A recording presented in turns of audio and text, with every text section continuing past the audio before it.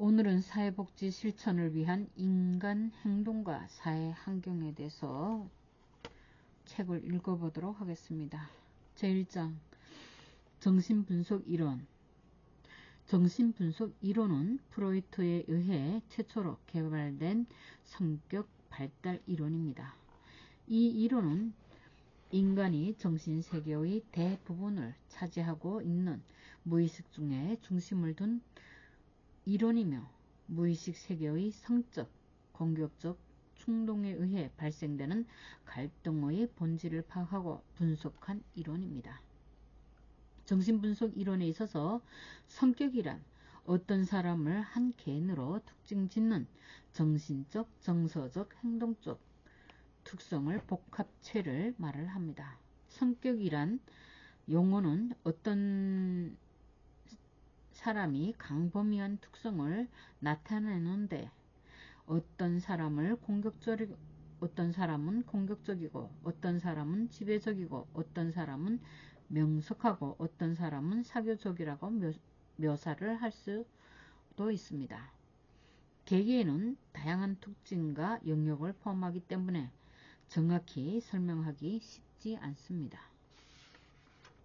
제1절 정신분석 이론의 기본 개념에 대해서 읽어보도록 하겠습니다. 프로이트는 인간을 비합리적이고 통제할 수 없는 무의식적인 본능의 지배를 받는 수동적 존재로 보며 인간의 모든 행동, 사고, 감정을 신체적 긴장 상태에 의해 유발되는 무의식이 성적 본능과 공격적 본능에 의해 결정된다고 봤습니다. 인간은 이러한 본능적 긴장을 해소하기 위해 행동하며 거대한 빙산에 비유되는 무의식적 본능에 의해 긴장 상태를 해소하기 위해 행동을 하게 된다고 봤습니다.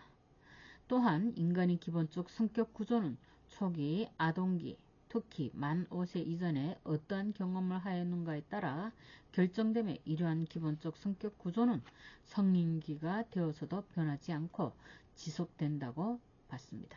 프로이트는 인간의 모든 행동은 본능의 지배를 받으며 이는 정신적 에너지를 발산하는데 그 목적이 있다고 보며 본능은 소망의 집체라고 봤습니다. 이번에는 제2절 프로이트의 생애에 대해서 보도록 하겠습니다.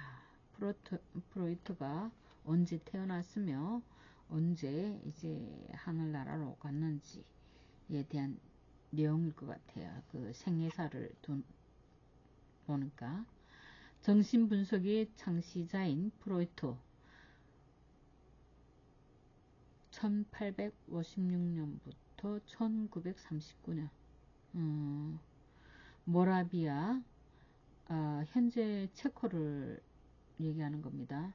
모라비아의 프라이베르크에서 41세인 아버지 야곱과 21세의 어머니 아말리의 사이에서 출생하였습니다. 5살 때 오스트레일리아의 빈으로 이사해서 말년을 영국에서 보낸 아주 짧은 기간을 빼놓고 이야기하는 것 같습니다. 평생을 그곳에서 살았습니다. 제2차 세계대전 발발 전 나치 독일이 박해를 피해 영국으로 건너갔으나 지병인 구강과 턱의 암 발생으로 33회의 수술 등 고통의 삶을 살다가 1939년에 세상을 떠났습니다. 프로이트는 빈민가에서 자라면서 자신이 학대받은 유대계의 혈통이라서 의학이나 법학을 전공하지 않고서는 마땅히 직업을 갖기 어렵다는 생각에 의학을 전공하게 되었습니다. 프로이트의 아버지 야곱은 매우 권위적인 사람이었고 어머니인 아말리에는 매우 매력적이고 정이 깊었습니다. 아버지는 양털 세일즈맨이었고 아빠는 양털을 생산하는 세일즈맨이었네요. 그리고 자주 빚에 쪼들려 이사를 하곤 했으며 어머니인 아말리에는 19세 결혼해서 20세에 프로이트를 낳았습니다. 어린 나이에 봤네요. 프로이트가 2살 때 동생이 사망한 것이 그에게는 큰 충격이었습니다. 동생이 생기기 전에는 어머니를 독점하여 사랑의 주인공이었는데 동생 율리우스가 태어난 후에는 어머니의 사랑이 동생에게 향하고 자신은 외로운 존재가 되어버렸습니다. 이에 동생에 대한 질투심이 생겨 동생이 죽기를 바랐습니다. 정작 몹시 질투했던 동생이 죽은 후 소망은 이루어졌으나 프로이트는 일생 동안 죄책감을 느꼈으며 이는 오랫동안 그를 괴롭히게 되었습니다. 또한 4살 때 어머니의 나체를 보고 성욕을 느낀 일도 있었고 아버지가 세상을 떠날 때 혼란스러운 감정으로 인해 자신의 몸이 기억, 어릴 때 경험 등을 분석하면서 아동의 성욕에 대한 확신을 얻었고 어이디푸스 콤플렉스를 발견하게 되었습니다. 프로이트는 빈대학 의학부 졸업 후 얼마 동안 내해부학적 연구, 코카인의 마취작용 연구 등에 종사했습니다. 1885년 파리의 사르 베터리에르 정신병원에서 사르코의 지도 아래 히스테리 환자를 관찰하였고 1889년 여름에는 낭시, 프랑스네요. 베르넴과 레버 밑에서 체면수를 참 다양하게 경험을 했네요. 체면수를 보게 되어 인간의 마음에는 본인이 의식하지 못하는 과정, 즉 무의식이 존재한다는 것을 굳게 믿게 되었습니다.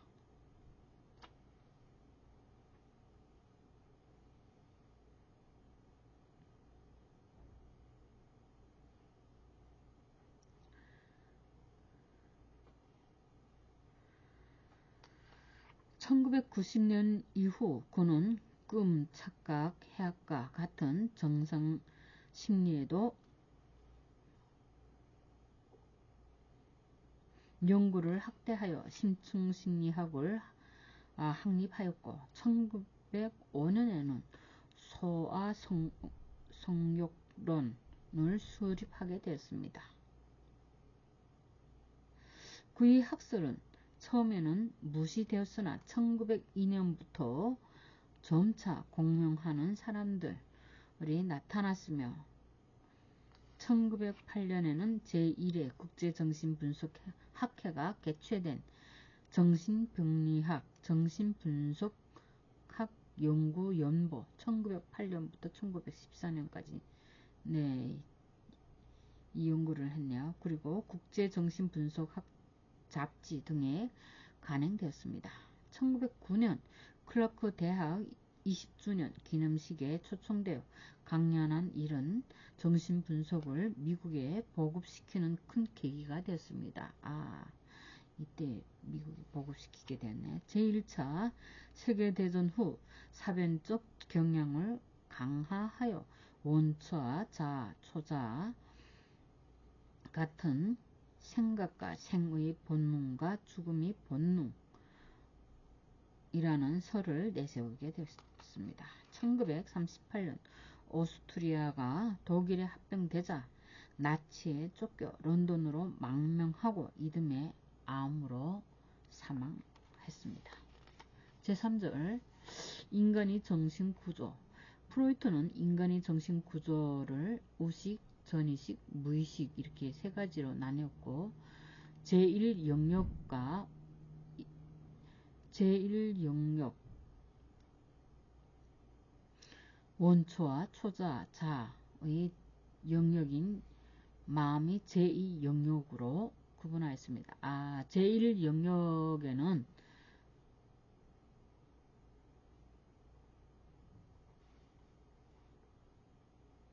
의식, 전의식, 무의식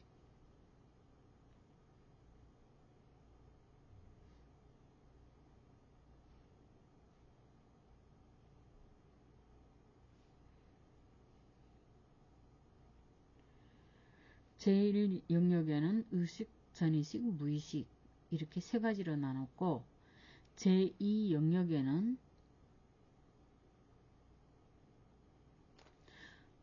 원초와 초자, 자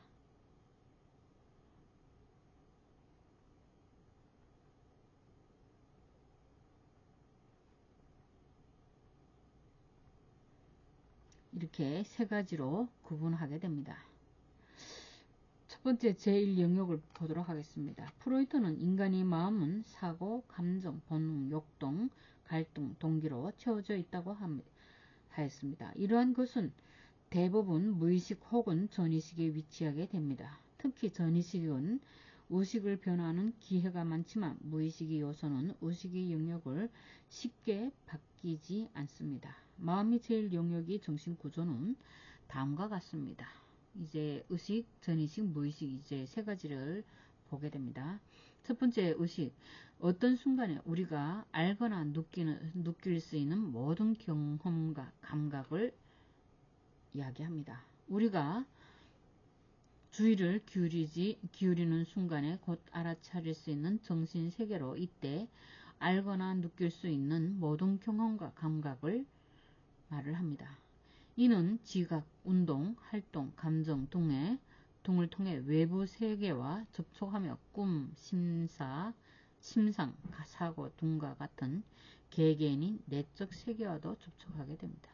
의식의 내용은 순간적으로 지나가는데 프로이트는 정신생활이 국히 일부분만이 의식의 범위 안에 있다고 말하였습니다. 의식은 정신의 중심이 아니며 수면 위에 떠있는 빙산의 일부에 지나지 않으며 정신의 대부분은 수면 아래에 잠겨있는 무의식이라고 말하였습니다.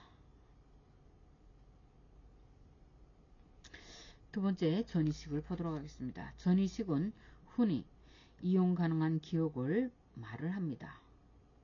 이제 의식에는 모든 경험과 감각을 말하고 전의식에는 가능한 기억을 말을 하게 됩니다. 어느 순간에는 의식되지 않으나 조금만 노력하면 의식 세계로 끌어올릴 수 있는 경험을 말을 합니다. 지난주에 향한 일, 좋아하는 음식 등과 같이 잠시 잊어버리고 있지만 뒤돌아 생각해 보면 기억을 해낼 수 있는 경험들을 예로 들 수 있습니다. 일반적으로 우리들이 의식 속에 는 없었지만 기억, 해상 등을 통해서 의식 세계를 끌어올릴 수 있는 정신 세계를 말을 합니다. 세 번째 무의식을 보도록 합시다. 사고, 감정, 본능, 욕구 등의 동기 등이 깊게 자리하고 있는 영역으로서 사고와 감정, 본능, 욕구, 동기 이것을 얘기하는 거예요. 영역으로서 우리는 이것을 인식할 수 없고 직접적으로 확인할 수 없는 접근 불가능한 창고에 해당하는 정신세계를 얘기를 합니다.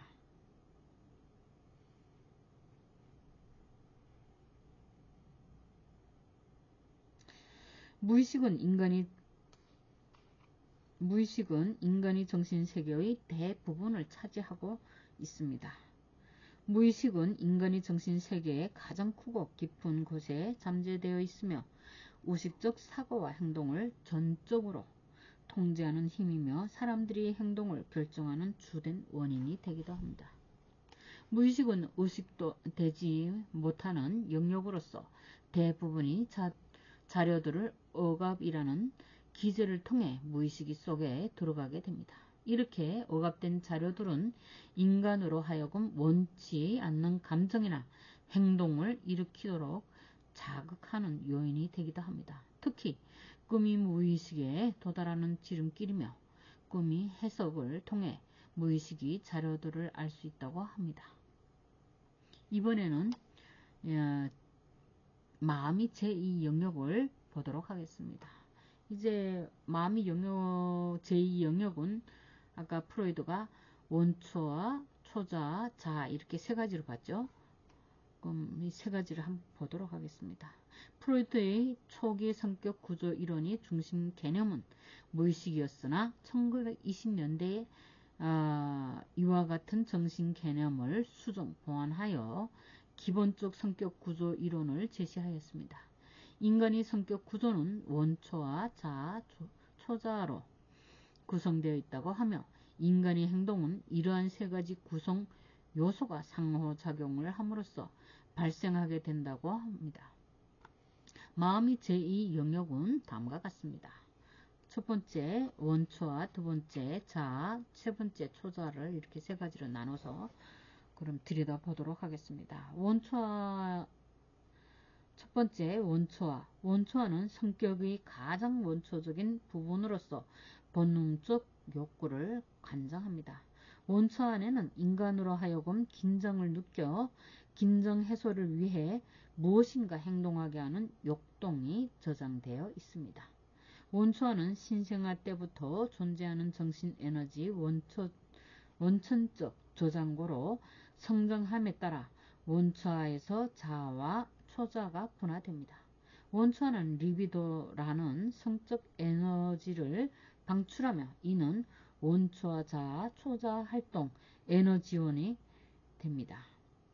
원초아는 외부 세계와 단절되어 있으며 법칙, 논리, 이성 또는 가치에 대해 전혀 알지 못하므로 시간이나 경험에 따라 변화되지 않습니다. 원초아의 특징은 두 가지가 있는데 1차적 사고 과정과 쾌락 원칙에 의해서 지배되게 됩니다. 사고 과정과 쾌락 원칙 이렇게 두 가지에 의해서 지배된다고 합니다. 두 번째는 자아를 보도록 하겠습니다. 자아는 외부 세계의 영향에 의해 수정된 원초아의 일부이며 원초아의 충동을 지연시키고 현실을 고려하도록 하는 역할을 합니다. 목이 마를 때 단순히 물을 마시는 현상을 하는 것이 아니라 현실적으로 물을 먹을 수 있는 방법을 찾기 위해서 객관적인 실제 세계와 타협하는 것을 말을 합니다. 자아는 외적 현실을 고려하고 초자아를 지배, 통제하는 집행부의 역할을 수행하게 됩니다. 자아는 두 가지 특성을 가지고 있는데 2차적 사고 과정, 현실 원칙에 의해서 지배됩니다. 자아는 지속적인 원초와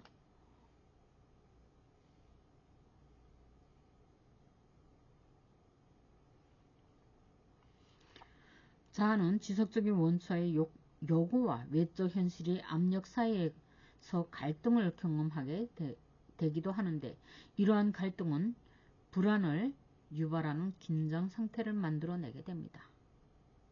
이러한 불안은 자아에 위험 신호를 보냄으로써 미리 위험 처리 대책을 강구할 수 있도록 하는 기능을 하므로 정상적인 것입니다. 그러나 자아가 이러한 위험 신호에 반응하여 불안을 적절히 해결하지 못하게 되면 신경증이 유발되기도 합니다. 우리 마음은 불안을 다루는 과정에서 무의식적인 자아 방어 기제가 나타나기도 하는데 이는 자아가 불안이 만들어낸 위기의식에 압도당하지 않게 해주고 자아 방어 기제를 적응적으로 활용할수록 더 건강하다고 말을 합니다. 자아의 기능은 다음과 같습니다. 첫째, 원초아의 욕구들은 현실에 맞게 조정이 된다는 것입니다. 원초아의 공격적이거나 성적인 욕구를 현실 원칙에 맞추어 지연시키게 됩니다. 둘째, 행위의 결과를 예측하여 판단합니다. 세 번째, 현실 검증을 하게 됩니다. 자신이 내부에서 오는 것인지 혹은 외부에서 오는 것인지를 판별하게 됩니다. 또한 현실을 파악하고 평가하여 문제를 해결하게 됩니다. 정신현상이 다양한 요소들을 일관성 있게 종합하게 됩니다. 다섯째, 자아는 갈등으로부터 비교적 독립된 정신기능을 운영하게 됩니다. 자아는 감각, 학습, 지능, 직관, 언어, 사고, 운동 등의 기능을 하게 됩니다. 여섯째, 방어 기제를 운용하여 내부 또는 외부 위험 상황으로부터 개체를 보호하게 됩니다. 일곱째, 초자아의 요구와 희망을 현실에 맞춰 억제하거나 조종을 하게 됩니다. 세 번째, 초자아를 보도록 하겠습니다. 초자아는 마음이 제2 영역 중에서 가장 나중에 만들어지는 부분으로 아이가 부모의 사회적 가치와 이상을 동일시함으로써 발달하게 됩니다. 초자아는 사회 규범과 행동 기준의 내면화한 형태로 나타나는데 현실보다는 이상을, 쾌락보다는 완벽을 추구하게 됩니다. 초자아는 사회의 가치와 도덕이 내면화된 표상으로 자신의 행동이 윤리적으로 옳고 그름을 판단하게 해줍니다. 초자아는 태어나서부터 가지고 태어나는 것이 아니고 부모나 선생님 등이 주는 보상과 처벌을 통하여 발달하게 됩니다. 초자아는 외부 세계의 대변자이며 사회적 원리에 따른다고 생각할 수 있습니다. 초자아는 자아 이상, 양심이라는 두 개의 하위 체계로 구성이 되는데 자아 이상은 부모가 도덕적으로 바람직한 것이라고 간주하는 것으로서 부모의 칭찬에 의하여 형성되는 부분이며 양심은 부모가 도덕적으로 나쁘다고 간주하는 것으로서 부모의 처벌에 의하여 형성되게 됩니다. 원초가 선천적인 생물학적 특성이 심리적으로 나타난 것이라면 자아는 객관적 현실과 교로한 결과이고 초자아는 사회의 산물로서 문화적 전통을 전달하는 매개체라고 생각할 수 있습니다. 이러한 세 가지 체계의 사이에는 분명한 경계선이 없고 각기 독립된 개체라고 할 수 없습니다. 자아는 원초아로부터 초자아는 자아로부터 형성이 되며 이 세 가지 일상생활을 통해 끊임없이 상호작용을 하여 융화가 되게 됩니다. 성격의 이 세 가지 체계는 각기 고유의 기능과 특성 및 역동성을 가지고 있는데 에너지의 양은 일정하기 때문에 성격의 세 가지 체계 중 어느 것에 에너지를 많이 투여하는가에 따라 성격에 영향을 미치게 됩니다. 원초는 에너지를 많이 투입하며 나머지 두 것이 에너지가 적어지게 되어 본능적인 사람이 되고 자아에 에너지를 많이 투입하면 현실적인 사람이 되고 초자아에 에너지를 많이 투입하면 도덕적인 사람이 성격이 된다는 것입니다. 여기서 에너지가 적어지게 되면 본능적, 그 다음에 에너지를 많이 투입하면 현실적이고 에너지가 적어지게 되면 본능적인 사람이 되고 그 다음에 초자아의 에너지를 많이 투입을 하게 되면 도덕적인 사람이 성격이 된다는 것입니다. 자아가 원초아와 초자아를 적절히 통제하여 성격 구조의 관리자가 되어 에너지 체계를 적절히 균형을 이루게 하면 건전한 성격이 형성된다고 합니다. 이 시간에는 이렇게 제1절부터 3절까지 자아 원초와 자아 초자까지 이렇게 봤습니다. 감사합니다.